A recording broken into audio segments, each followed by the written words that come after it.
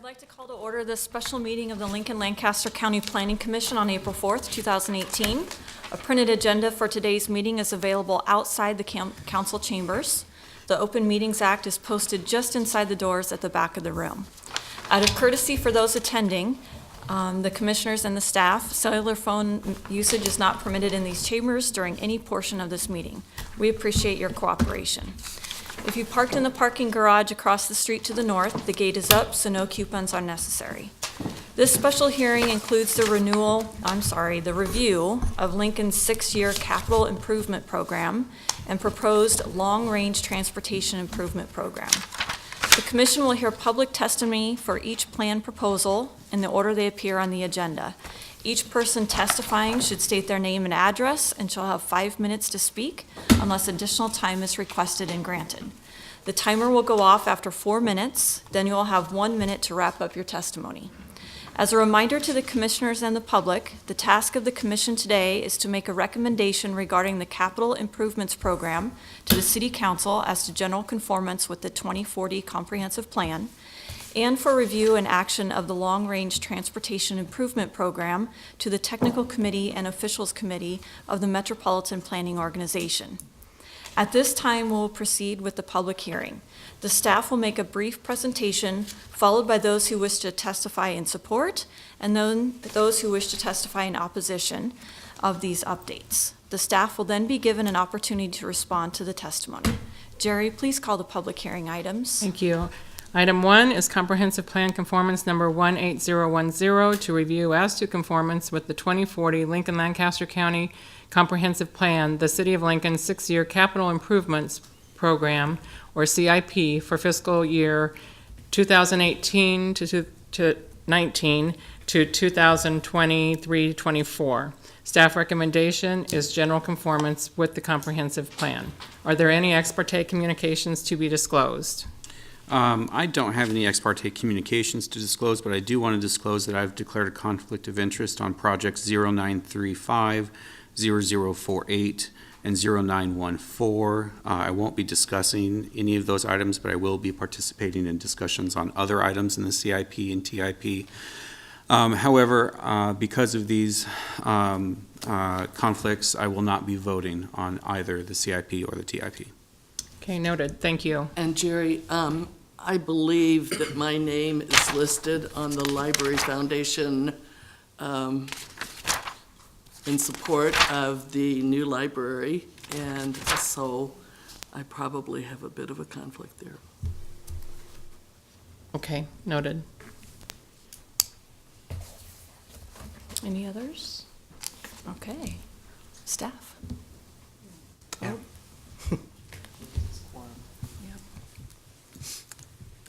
I think that as far as the conversations that we've had about the idea of having a conflict, that that would not appear to have a financial stake that you would have on that. So I think you're free to vote on that item. Thank you. Yep. I just wanted everyone to know in case Thank you. they saw literature. All right, good afternoon. Paul Barnes with the Planning Department, here today to talk to you about two important documents, the Capital Improvement Program, and Mike Brianza will join us in a little bit to talk about the Transportation Improvement Plan.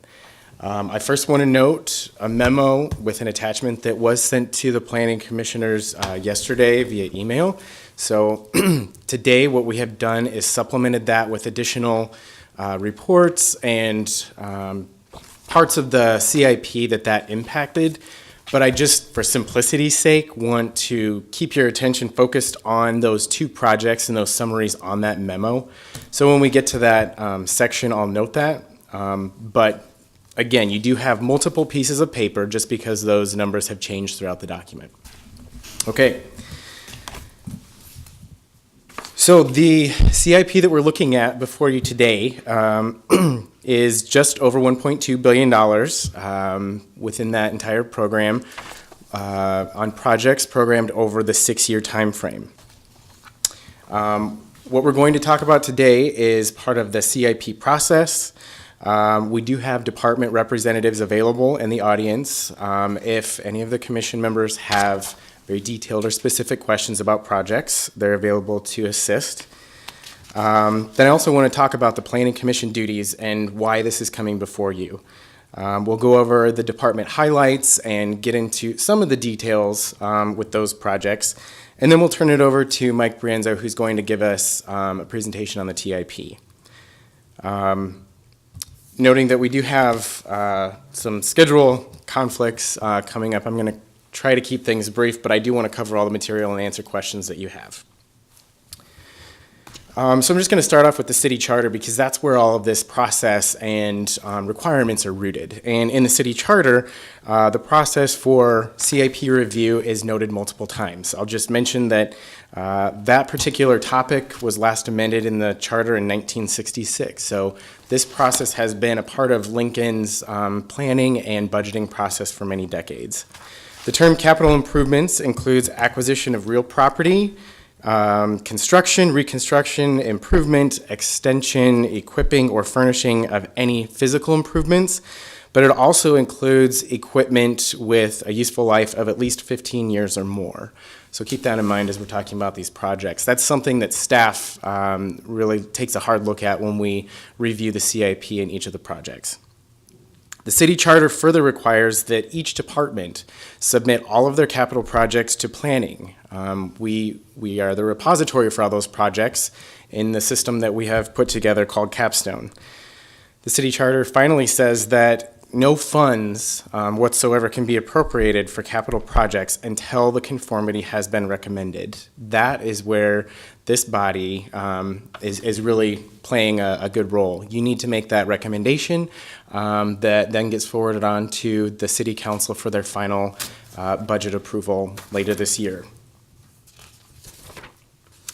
So we did have a briefing on this topic last Wednesday. Today we're here at a special hearing for all of the projects. After your recommendation is made, this will be forwarded on to the City Council to be incorporated with the first 2 years of the budget. So years 3 and beyond will be used for more of a planning and expectation type of a discussion for many people in the community, including other city departments as well as developers and property owners.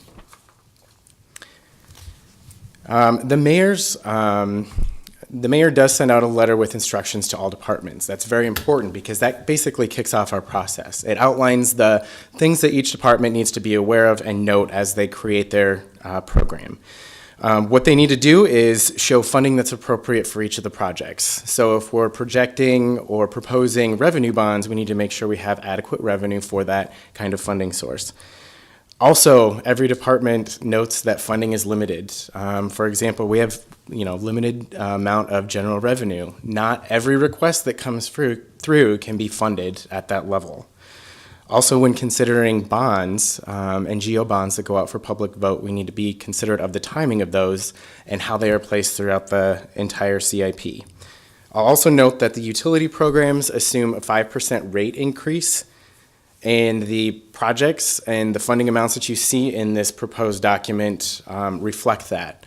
Now, that rate increase needs to be approved separately by a vote of the City Council. And so if that changes, then there will be some changes in what you see in this program. Lastly, I'll note that some of the projects that you see are demonstrating needs above and beyond what the funding availability is. We feel that that's important at this point, though, because this is a planning stage. This is with the Planning Commission. We're demonstrating need for these types of projects. The actual budget amounts that get approved will be discussed and then finally approved through the City Council with their 2-year budget. So that, there's some of these projects throughout that I'll note in each department. When we talk about degree of conformity with the comprehensive plan, we're just going to note the 4 different categories that we use. Of course, in conformance with the plan means that there's explicit language or text in the comp plan or in a department's master plans that talks about that project. Generally conforms with the plan means that there's a desirability or the project is implied by the goals, the vision, or other text within the comprehensive plan or master plan documents. Not in the plan, pretty straightforward. That project just is not listed or described in any way or implied within the plan. And then lastly, not in conformance with the plan means that this would be something contrary to the goals, the vision, and the policies in our plan. So something that wants to extend a utility line way outside of our growth tiers. Something like that would likely be not in conformance with the plan. All the projects that we have before you, though, are either in compliance with the plan or generally comply with the comprehensive plan. As is typical with every CIP process, we go through and analyze infrastructure commitments and developer requests that we've received. I'll note that in terms of wastewater, all of our past obligations to developments are fully committed at this point. So that's quite an achievement for that division to celebrate. In terms of water, this draft CIP does include and account for about $200,000 worth of obligations. So that is acknowledged within this plan. Streets historically has had a much higher level of developer commitment in the tens of millions of dollars. That's actually been reduced to less than $10 million within this program and this point. So making a lot of progress with those commitments. I'm going to move on to department highlights now and begin with Lincoln Electric System. Their program embodies $319 million worth of projects. These projects are funded with Lincoln Electric System revenues. And the projects that you see in there are a variety of distribution, growth, relocation, and supply projects. Two of those big power supply projects are the Laramie River Station and the Walter Scott Energy Center. And then also of importance to note, the LES Operations Center at 98th and Rokeby does have $104 million committed to it, and that's shown in years 1 through 3 for continued construction. So throughout the LES program, our recommendation is that it's in general conformance with the comprehensive plan. After talking about department highlights, I'll ask if you have any questions. So do you have any questions? Doesn't look Okay. like it. All right, Parks and Recreations program is about $58 million over the 6 years. They're funded with a combination of funds, including general revenue, Keno, impact fees, federal funds, grants, and donations. They have several trail projects within their program, including a repair and rehab program, which is important, as you'll note in that program. As we catch some of those repairs early, it saves more money in the long run to do those rather than a reconstruction. Emerald Ash Borer is an ongoing project as well, implementing that strategic plan. And just to note, in 2017, about 750 ash trees were removed from city property. New projects in Parks and Recreation include a Livable Neighborhoods project. This is in coordination with Public Works Utilities and Urban Development. So funds from all of these departments are going to come together, and they're going to collaborate to maintain and improve Lincoln's neighborhoods. Example projects would include park improvements, trail improvements, or street trees. A priority project that Parks has noted would be their repair, replacement, and renovation projects, having to do with their 10-year plan and implementation of that plan. So the way that they've structured their program is kind of twofold, where they have a request for annual general revenue of about $850,000, but you'll also see in year 3 there's a GO bond proposed. So they're saying, well, we'd like to get started on this 10-year plan and do it with general revenue. But also, if that doesn't happen, we have this GO bond placeholder. That would be an example of one of those requests that may not get funded at the level as you see in the book. And then another new project in Parks and Recreation is called an Energy Savings Performance Contract. You may have heard about this. This project would reduce utility consumption at parks facilities. And I'll note that this project, if it moves forward, would require separate approval of that contract at City Council. And I believe that goes back to City Council April 16th. Any questions on that program? Well, good. Okay. On to public safety. The public safety program includes both the Lincoln Fire and Rescue team as well as Lincoln Police Department. For LFR, the program is about $30 million, and for LPD, it's at 9.2.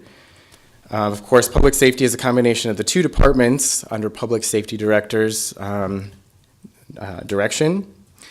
The Lincoln Fire and Rescue Program does show a general obligation bond in year 3, and that general obligation bond would do partial funding, it's for station repair program among the existing stations across the community that are outdated, maybe need modifications due to changes over the years, or also just in need of significant repair. And that bond would also pay for apparatus replacement. I think it's fair to say that the program that LFR has put together really is trying to meet the needs of the existing community, but also the growth that we're experiencing on the edges.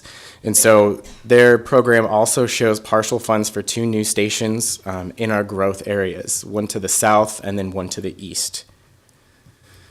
There is a joint public safety bond proposed in year 5 for both LFR and Lincoln Police Department, and that would fund a new headquarters building for Lincoln Fire and Rescue, as well as an emergency operations center. For Lincoln Police Department, they have funding in the first 3 years for their relocated maintenance garage facility. So that would move from 635 J Street to the property they purchased at 100 Oak Drive. They've noted in our presentations that that project does not include any new taxpayer obligations, and that project would be done in a phased relocation, so over a period of years. We find this program to be in full or general conformance with the comprehensive plan. Any questions? I have a question. Just as we move through this, I'm noting the bonds, and I did notice that the fire had the general obligation bond in year 3, hadn't made the connection between the fire police safety bond in year 5, but Parks and Rec also had a general obligation bond in year 3. Are those linked to each other? Are they separate obligation bonds? I think a lot of that has to be discussed as the bonds come forward, but, there's been some times when departments have joined. I don't know if that would be the case with this one. Thank you. Any other questions on, okay, next section? Okay. The Broadband Division in Public Works shows $4.2 million in their 6-year program. This is continuing the projects that they are currently underway working on. So it's continuing to replace, update, and expand infrastructure for public and private use. We find that program to be in general conformance. Okay, on to solid waste operations. They're proposing $45 million to be funded with landfill revenue, fees, and tax. Continued projects in their program include transfer station improvements, compost site improvements, improvements to the recycling drop-off locations, which may be landscaping, fencing, or signage. And then they have quite a few projects for the other facilities, Bluff Road, of course, North 48th Street, and then additional improvements at recycling sites. They do have a new project shown in year 3, that's the biogas to vehicle fuel project. In that project, they note the EPA requires landfill gas to be extracted in order to reduce emissions that the landfill produces. Electricity is currently produced with that product, but that's going to change to vehicle fuel. And as I said, that's in year 3 of their program. Overall, we find that this program is in general conformance with the comprehensive plan. Okay. On to StarTran. Their program shows $37.8 million in the 6 years, and I'll note that the majority of that is from federal funds, actually $24.3 million. The remaining comes from general revenue, state funds, or other. A couple of their larger projects include a maintenance facility relocation. So they're currently located on J Street in South Haymarket. That's proposed in year 3. And they would move that to a property that's owned on West O Street. I'll refer back to the memo that was sent, and project 0782 is this maintenance facility. So what was done in year 3 is just to adjust those funding amounts shown to be in thousands of dollars. So the accurate figures should be 19.6 million and 13.0 million. They also have funds programmed for their current maintenance facility, but those would only be used if funding wasn't approved for the relocation. There's also a project, a feasibility study for the multimodal center and bus transfer station, and that's shown at $150,000 in year 1. And then another exciting project that they'll be working on, hopefully in the near future, is the autonomous shuttles, or the micro AV, and they're showing $200,000 in each of the first 2 years. And this would be, as I understand it, phase 2 of the autonomous shuttles after the Bloomberg grant pilot project were completed. Their program is found to be generally in conformance with the comprehensive plan. I have 2 questions. On that last project, the autonomous shuttles, it doesn't have a rating on the project. And it's not the only project in this book that doesn't come with a rating, but I'm just curious, if we don't see one, is there an assumption we should make? We encourage that every project has a group program, budget outcome, budget goal, rating, and all of those components. I'll just say is through the process, not every one of them gets that. I don't think that it's necessarily a bearing on whether or not this is a good project or it conforms with the comprehensive plan, but I think that you do make a good point. I would just suggest that this project does have a lot of reference in the comprehensive plan in terms of public transit and multiple things. So I think that's something that we'll note and can take forward. And then my second question had to do with special reserves. Can you tell me a little bit about that special reserve pot? I would probably defer that to StarTran if they're here.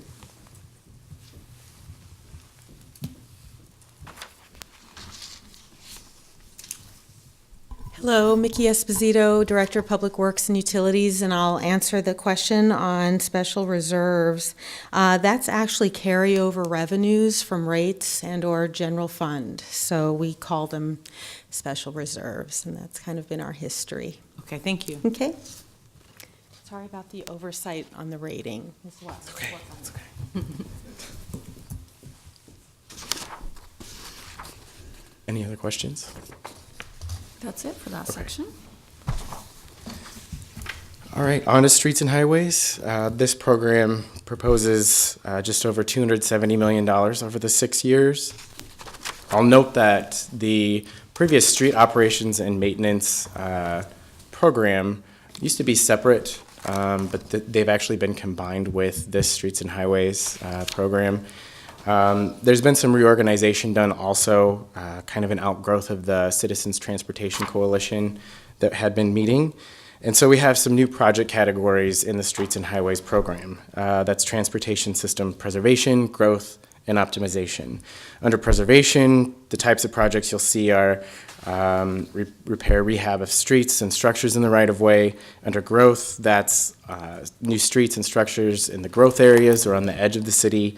And then optimization, really that's looking at the system assets such as signals, capacity, and turn lanes, and trying to fully optimize those.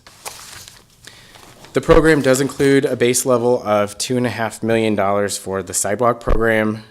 This is a new request to meet the need of the sidewalks in Lincoln. And the funding source, if not budgeted and approved, there may be a delay in this project, or we may be looking at other funding sources.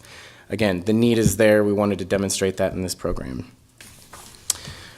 Significant roadway projects include West A Street, the South Beltway, 14th Warlick and Old Cheney, Pine Lake Road, and South 40th. North 33rd and Cornhusker is included as well. As noted in the Parks and Recreation program, Livable Neighborhoods is a new project and noted in Streets and Highways as well. That'll be coordinated with Urban Development and Parks. And then we've also added a project called City Streetlights. And this is the annual contribution to the ongoing needs of the city streetlight system. Since this is a new project in the CIP, we ask, well, is this at least a 15-year useful life? Yes. They typically last 20 to 30 years, so it meets that criteria. $4 million is shown annually in that program. We find this to be in fuller general conformance with the comprehensive plan.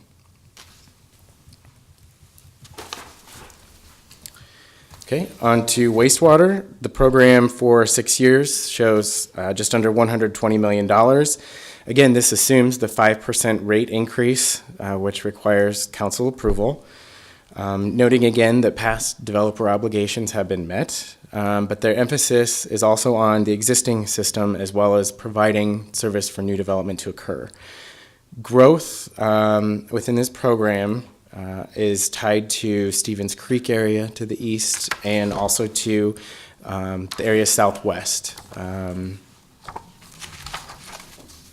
You'll see a lot of the projects that they've outlined are for trunk extensions as well as sub-basin mains. When we do an analysis of this program, we tie that heavily to our growth tiers map in the comprehensive plan. So we look for areas that are in tier 1, priority B or C, and match those up to these improvements and investments that are being made. I'll also note that there is a project called Middle Creek Trunk Line. That would be a project coordinated with the reconstruction of the West A Street project. We find these projects to be in fuller general conformance with the comprehensive plan. I guess I'd like to, again, note that there's a dependence on bonds for this one, and I'd be curious about the timing of those bonds and how they show up with the other ones. I believe that would be particularly revenue bonds. And I don't know if, Donna, maybe you want to come speak to that?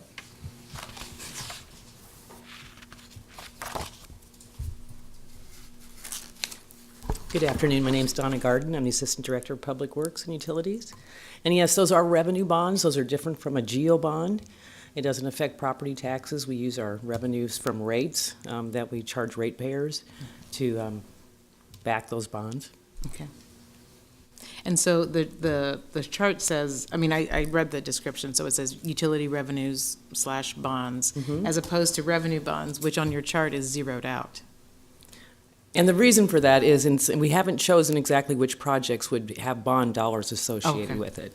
So we kind of left it open as being we could actually use the rates, the income that comes into the fund, the revenues that come into the fund, or we could use bond dollars for that particular project. Okay. Thank you. Other questions on this one? Okay. Okay. On to water supply and distribution. Their program is just under $160 million over the 6 years. Again, the 5% rate increase is assumed with that model. Their emphasis is also on existing, but also allowing for new developments through their new growth fund. They're proposing replacement of aging mains and meters at $11 million and have $20 million programmed in the new growth project.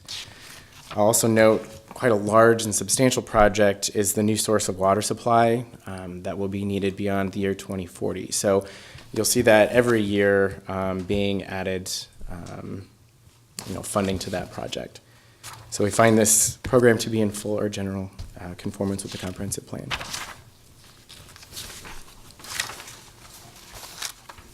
Okay, on to watershed management. Their program is $24 million. They're showing general obligation bonds in years 1 and 4, which I think have been noted. Those would go out to the community for a vote. The year 1 bond also includes the Deadman's Run flood control project. This is a project that's being done in cooperation with the Corps of Engineers as well as the Lower Platte South Natural Resource District. And just to note, that project, from what I've heard, is to to benefit around 550 businesses or property owners and remove them from the floodplain. So pretty substantial project. Also in year one, Forest Lake Boulevard is included, as well as various urban storm drainage projects throughout the community.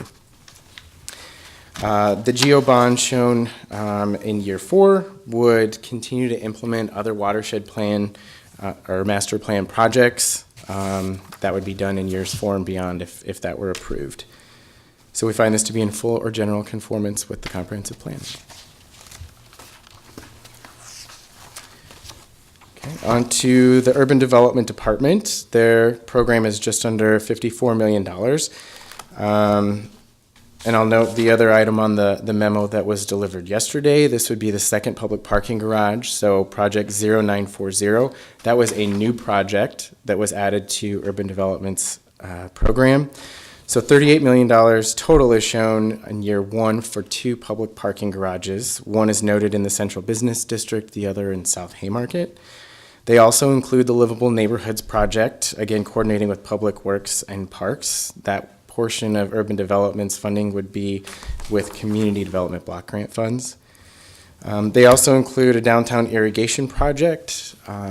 The irrigation system downtown that's used to water the plants is over 30 years old in some places, and so this project would replace that system. This is a new request, and so it's another one of those items that, if not funded or at this level, may delay the project or may need to find other funding. They also include other downtown public improvements. They have multiple projects for downtown parking besides the 2 garages, including garage lighting project, which will convert from metal halide to LED, more efficient lights. They also have BID plant replacements in various locations across the community, South Street, College View, and Havelock. And a new project that they've included is affordable housing project, which would assist affordable housing developments with the turnback tax. So this program is found to be in general conformance with the comprehensive plan. I do have one question. Just because we are, and this is not urban development specific, Paul, but as we start to see redevelopment of South Haymarket and various entities, be it Parks and Rec or Public Safety or urban development, start to either clear out or prep for redevelopment of South Haymarket, do we anticipate that these projects, these individual projects per department will move forward piecemeal regardless of other projects going on in the CIP, or does the city anticipate a coordinated effort to say if this doesn't happen in the CIP for South Haymarket, then said other projects may be on back burner? I think that there is communication among all departments when it comes to redevelopment projects, and we do come together as a team to talk about that. And whether it be a floodplain issue or a rail line issue, that's something that we try hard to communicate amongst departments. And so if we're putting away funding in an account for, say, a green space or a park or a public parking garage in a particular location, that's going to be part of that discussion and actively an ongoing piece of the decision-making process. I suppose there could be some shifting of the priorities if certain projects come forward before others, though. Okay, thank you. Any other questions? Okay. On to Lincoln City Libraries. Their program is just under $60 million for the 6 years. Again, you'll see the largest project that they've noted is replacement of the headquarters library in downtown. And that is proposed to be funded with a GEO bond, as well as some additional fundraising efforts that would require a vote of the community. Incorporated in with that would also be projects to upgrade branch libraries across the community. Their strategy, though, is to, if that bond isn't approved, there's still need for other upgrades and things to happen, whether it be in Bennett Martin or in the branch locations. And so they've noted that if that bond isn't approved, they will be requesting those other improvements in future years. The one other critical project that they've noted is the parking lot at Anderson Branch Library, and that's shown in year one basically the asphalt, the subgrades, the parking lots at the end of its useful life. And so they've stated that that's a critical project that they need to complete. A new project that they have is called Energy Efficiency Projects. This is similar to the project that we noted in the Parks program. This would complete a variety of energy efficient projects under that energy savings performance contract. Again, that needs an approval of that contract by the City Council. We find this program to be in full or general conformance with the comprehensive plan. Okay, just to kind of wrap that up, that's all of the department highlights for this portion. I think at this time I'm going to turn it over to Mike. No, excuse me. I'll answer any other questions you have, and then we'll have testimony. Any other questions for Paul right now?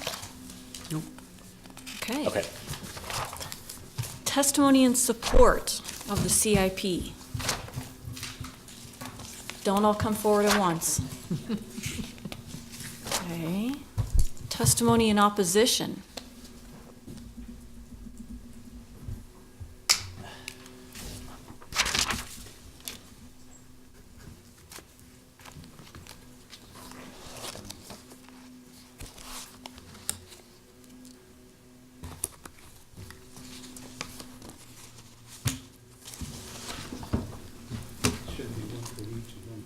Thank you. Hello. Name is Russell Miller, 341 South 52nd Street in Lincoln. I'm speaking about the funding of streets and highway portion of the capital improvement program.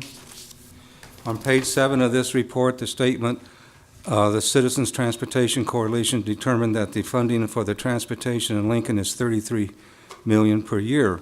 A recommendation from the coalition is to pursue a 1/2 cent sales tax to close this gap. And this is what I'm talking about. I am not discussing the need for additional funding for streets. That need is obvious. I am discussing the source of that additional money. This report is endorsing the idea of a 1/2 cent sales tax that will make all Lincolnites pay. And that's wrong. Please consider the CIP projects for the past 6 years.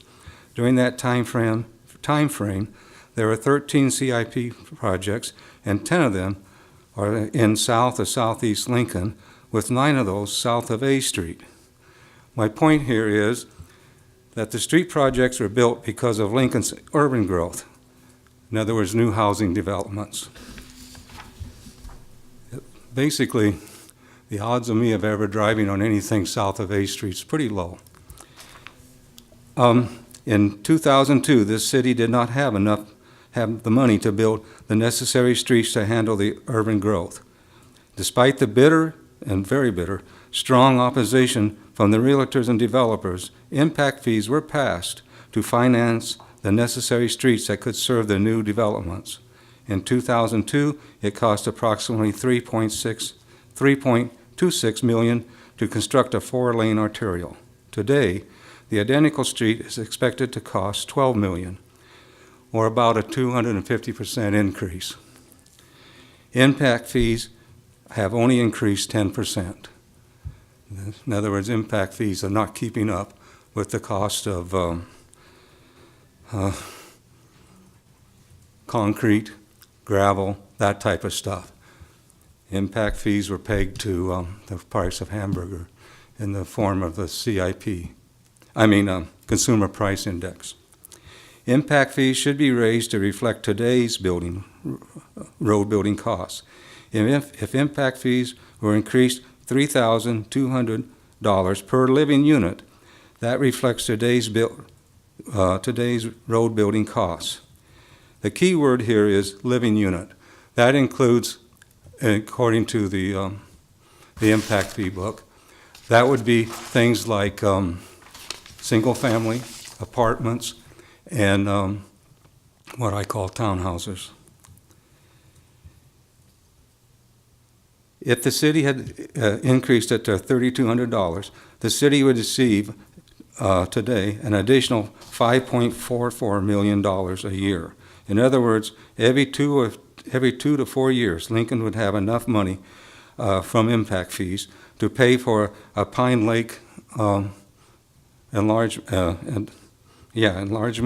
or a Yankee Hill, or the 14th and Warlick type project.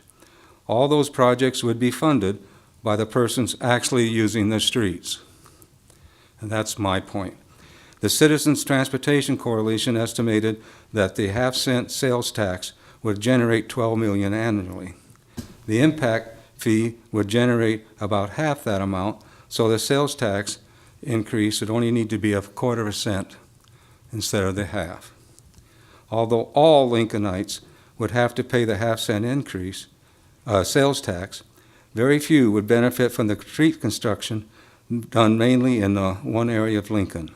Out of fairness, I am requesting that this commission refrain from providing a blanket endorsement to the 1/2 cent sales tax concept and recommend that impact fees be increased $3,200 per living unit and maybe a quarter cent sales tax if necessary.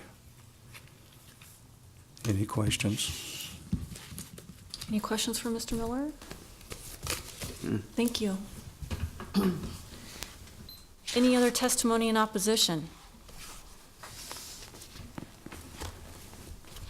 Any further staff questions?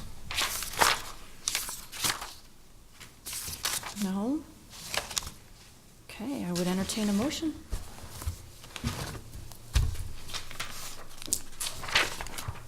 You say, I'm sorry. I'd entertain a motion. So moved to accept the CIP. Second. Jerry? Okay. So this is for general conformance of the comprehensive plan as amended via our per staff memo dated April 3rd. Is that correct? Yes. Okay. Beckius? Abstain? Edgerton? Yes. Finnegan? Yes. Joy? Yes. Washington? Yes. Core? Yes. Motion carried 5-0.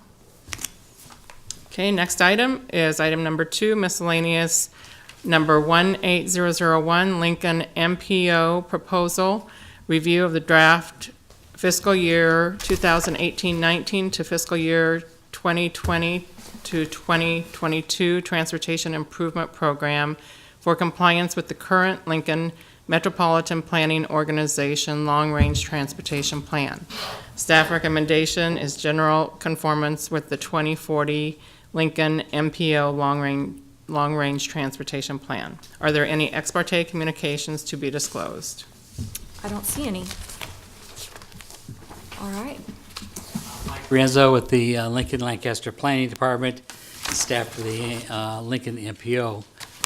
As you know, the City of Lincoln is a designated MPO which covers entire Lancaster County. So the TIP we bring forward every year is to conform with the federal regulations to identify projects that are using federal funds, projects that require federal review, and regionally significant projects, such as the South Beltway. The TIP is prepared annually and includes projects that are being implemented with agencies within Lancaster County. So this would require any project that is taking place within the county using federal funds or are significant in nature would be required to be listed in the TIP. The TIP is fiscally constrained, which is very important for using the federal funds as well as local, but the federal programs put a cap on the number of funds that we can use, and so therefore they look into the TIP to identify which projects are there this year or coming forward in the future years. So they can, the federal's Highway Administration and Transit Administration can identify cash flow for the federal funds. So the federal funds that are in the program are tied to specific projects. So they cannot be moved around to because of the nature or the character of a project and the funding. So projects are listed year by year to identify priority projects and how they flow through the program. All projects must be identified either specifically or generally within the long-range transportation plan. So what we're asking is that you take a look at the projects and identify them as being in conformance or general conformance with the long-range plan. Again, this is a 4-year schedule of projects, and they are developed cooperatively with transportation agencies within the county. And we have a project selection and coordination committee as a subcommittee of the Technical Advisory Committee, which puts this together and is recommending it for public review, and your review and public review. The agencies involved in putting this together include the Nebraska Department of Transportation, Lancaster County Engineering, the City of Lincoln Public Works Utilities, Lincoln Star Tran, the Lincoln Airport Authority, Lincoln Parks and Recreation, primarily use this for identifying pedestrian, bike, and trails type projects. The Lower Platte South also adds trails type projects to the program. And on occasion, we get other agencies such as the university, Hickman, Waverly, that will add a project. We do not have those in there this time. Other agencies are also required to put significant projects such as the RTSD grade separation project at 33rd in Cornhusker Highway. All comments received at this meeting and recommendations from the Planning Commission will be attached to the TIP as it moves forward through the process. So all comments become part of the document itself. The next stop along the way, your recommendations will go to the MPO's Technical Advisory Committee, and the Technical Advisory Committee will make a recommendation to the MPO's officials or policy board, which includes city council members, chair and vice chair, county board chair and vice chair, and the state representative from the Nebraska Department of Transportation. The mayor acts as executive officer for that committee.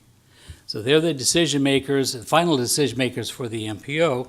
They forward the document on to the state, and it is included in the state TIP, and the state will again take it out for public review with their program. The document will become active October 1st. That's the federal fiscal year. So it will follow the fiscal year of the federal government, which is October 1 to September 30th, and then updated annually. So what we're here for is to get your comments and comments of the public. I'm open for questions at this time. Any questions for Mike? Yes. I've got a couple. Okay.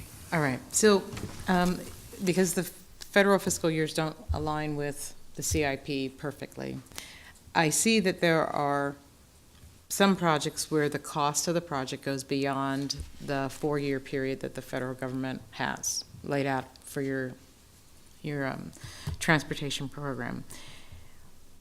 How do you envision those projects being funded? Will they be noted in the next TIP, or will they need to be funded in another manner? The TIP is a program of projects. Mm-hmm. So what we use that for is obligating the funds to the project. Mm-hmm. And so we identify the federal fundings, and once they're obligated to a project, if the project carries over to the next fiscal year, Mm-hmm. the funds are in place. Okay. One thing about transportation is we cannot build projects on credit, so the funds have to be obligated specifically to that project. Understood. I just wanted to make certain that Okay. what looks like a gap in funding was Mhm. going to be picked up at the next It's, TIP. yeah, it's not a construction schedule, it's a programming of funds schedule. Yeah. And then the other question is, has to do with CMAQ, CMAQ. So I know that Lincoln is not in an air quality attainment area. We've got Mhm. fine air. So how is it that we qualify for using those funds? I see those funds being used on one of the projects. The CMAQ funds have to be tied to communities that have air quality problems. Since Nebraska does not have air quality problems, the state has the ability to use those on other projects. They have laid out criteria that they like to follow that would support alternative type transportation uses. And I think that's what you're seeing. Yes, thank you. Other questions for Mike? Okay. Thank you. Testimony and support. Testimony in opposition. Any further staff questions? Okay, well, I will entertain a motion. I move to pass the TIP as presented. Second, Finnegan. Any, discussion? Do we have to discuss it? Vote first? Discussion. Okay, Jerry. Okay, this is for general conformance with the of the TIP with the Lincoln Metropolitan Planning Organization Long Range Transportation Plan. Beckius? Abstain. Edgerton? Yes. Finnegan? Yes. Joy? Yes. Washington? Yes. Core? Yes. Motion carried, 5-0. At this time, anyone wishing to speak on an item not on the agenda may do so. Seeing none, we're adjourned.